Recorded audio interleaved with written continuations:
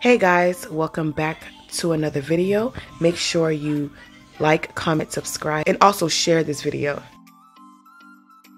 As you can see, I started twisting my son's hair. I just got through washing it. His hair has gotten so thick over the years, and it's becoming more and more of a challenge for me to do it, only because I know that he's a boy and I don't have to do all that cute stuff in his hair. I mean, although I can, but I just prefer it being not to say cut. I would like for it to be cut, but not all the way, of course.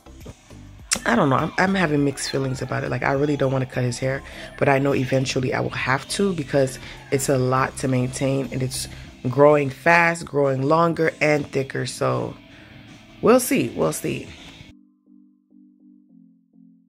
So right here, I'm just adding my hair products, which is the butter and the oil. And in this video, I just added just the butter and oil, no leave-in conditioner or water-based conditioner. The only water I used was tap water, not tap water, but filtered water that's in that spray bottle. So yeah, and it makes it really soft. If you want to place your order, make sure you go to www.houseoforganicbeauty.com and feel free to leave a comment, reviews, and yeah, get your orders in, guys.